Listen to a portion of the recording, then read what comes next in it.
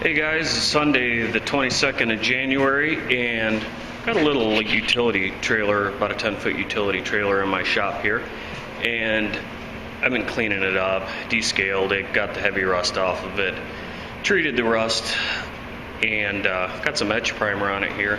Figured I'd show you guys what I've been up to. We've been doing a little bit of snow plowing, but it's been sort of crazy. We've got about 5 or 6 inches of snow from Friday night to Saturday morning, so just now getting back into the swing of things over at the shop here. So here it is. I think that's a 5x8 maybe.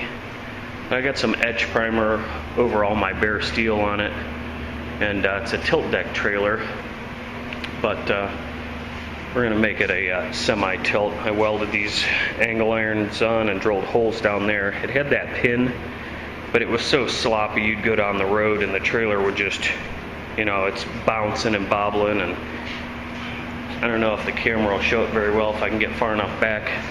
The axle's like right in the center of this trailer, so the weight distribution is horrible. You get a little bit of load on the back of it and it just bounces it everywhere. But it's for a friend of mine, and we're gonna get some sealer on it here in a minute. I probably could paint right over the etch primer, but I'm gonna throw some sealer on it, so hopefully I don't run out of paint.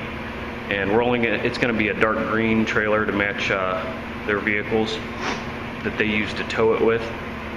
And on the inside here, everything that doesn't have etch primer on it is just going to get some like POR 15 or some Rust-Oleum black, just to make it last a little bit longer. It's been so crappy out, I could not get this trailer outside and get it sandblasted. It's either been raining or so cold and miserable, and I really don't enjoy getting shocked every 30 seconds when the humidity's down real low and it's cold out. Sandblaster will really get you. Plus my my gas-powered air compressor has been sitting outside since November, so I didn't feel like throwing fuel on that. We use that to blow irrigation systems out with. But it works awesome for the little pressure pot sandblaster that I have. It's got plenty of volume of air. It's got a screw type compressor in it. But put these light boxes on. You can put like the little grommeted LED lights in it, the oval ones. And then we went ahead and cut 2-inch holes in the side to put grommeted red marker lights in too. So that's all ready to go. And we just welded those on. They don't bolt on too well because the inner radius on angle iron is round, so they don't fit right into that corner real well. They sit crooked, so we made sure to square everything up when we put those on. So I'm gonna get the gun filled with some 2K sealer here, and we're gonna bomb that on and go from there. So that's what I got for the moment. I don't think I'm gonna leave the camera out here while I'm doing it, but we'll give you a walk around when I'm done. Got a coat of dark gray sealer on this thing, so it's ready to shoot. I'm gonna go mix up some dark green Ford code PB, which is a jewel green metallic. So there it is in all of its glory. Dark gray for now. So we're gonna mix up some paint and we're gonna bomb it. Take 3. That is 2 coats of single stage acrylic urethane PB Ford dark jewel green metallic. It looks like we're filming in the dungeon here. As dark as this paint is and as not bright as it is in the shop, you can't really tell. Let's see if we can get a reflection of anything in this. Yeah, camera doesn't want anything to do with really reflecting on that. Or, I'm sorry, focusing on that. No major flow indicators. For those of you guys who don't know what that is, that's runs. We had a few attempts, but they stayed right in place. And most of them were back in corners in stupid places, like back in there. You know, you're trying to blow paint in somewhere and it's hitting every angle and breaking up the paint spray, so you're not covering. So it's dry spray, but it's green dry spray. There it is. That's my little how to paint your rusty trailer video for the weekend.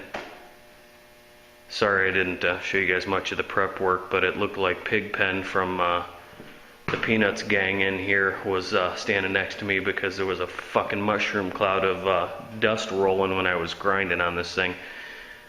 I didn't want to subject the camera to that either, so at any rate, she's done. I'll throw some wheels back on her and deliver her. My buddy's got brand new lumber for it. For the floorboard, there's 2x6 boards going on the floor. And the side areas, there's a sideboard that's going to come somewhere up into here. And it's just plywood that fills those areas in there. So you can actually put stuff like mulch or whatever in there, a little dirt. Just a little utility trailer. They haul dirt bikes with it sometimes. Nothing too crazy. I don't know what the weight capacity is on it, but like I said, it tows like crap if you get anything past the axle on it. And the tongue actually used to be shorter than that. They had the tongue extended on it because it was so bad. You just touch the steering wheel backing it up and you jackknife it. Or you barely tap the brakes, and if it was misloaded, this thing would swing around and punch the side of your vehicle. So no matter what, it's done. This is its probably 5th or 6th lease on life since I've known them. That trailer is probably, I'd say maybe early 90s, somewhere like that, late 80s at the oldest, but it's definitely seen some use. And it's the original coupler on it. I don't know if it was some cheapy one or what it was, but it was.